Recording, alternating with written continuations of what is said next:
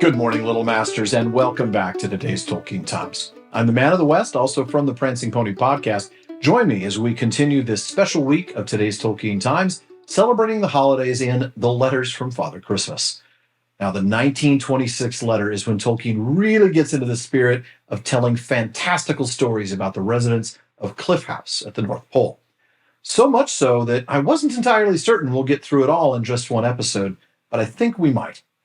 Now, finally, with the boys ages 9, 6, and 2, the letter is addressed to all three of them. The envelope is black with white writing, adorned with icicles and a snowman. Now, that snowman has a job, as we'll find out later in this letter.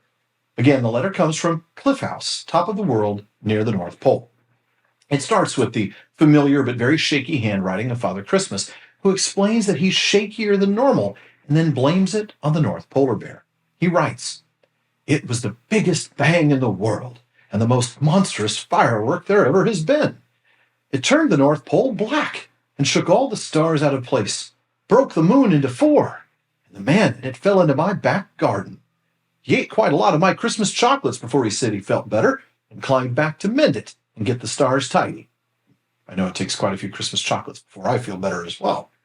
Father Christmas continues, "Then I found out that the reindeer had broken loose. They were running all over the country, breaking reins and ropes and tossing presents up in the air." He then blames any damaged chocolates that the boys might receive on this incident as well, throwing in PB under the proverbial bus, or sleigh, as the case may be. Tolkien even references a real-world event, not for the last time, when he says that the tap for turning on the Rory, Bory, Aylis, 3 words, fireworks, is still in the cellar of my old house. The North Polar Bear knew he must never touch it. I only let it off on special days like Christmas. He says he thought it was cut off since we moved. Anyway, he was nosing around the ruins this morning soon after breakfast. He hides things to eat there. And turned on all the northern lights for 2 years in one go. Well, in their chronology, Christina Scull and Wayne Hammond tell us that solar magnetic storms in 1926 are notably strong, producing spectacular auroral displays in many places in the Northern Hemisphere. Father Christmas drew a picture of the Northern Lights, and for those of you watching on YouTube, I have that illustration of Tolkien's framed right here. Now, but the part at the bottom, which you undoubtedly can't see, so please look at your copy of the book, was drawn by North Polar Bear.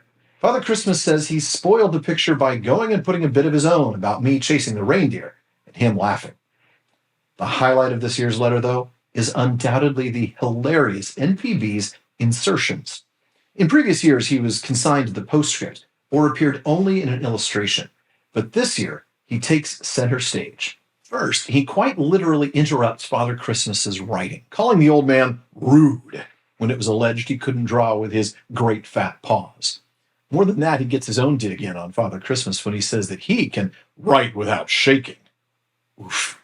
He then wraps up the letter saying, "Father Christmas had to hurry away and leave me to finish.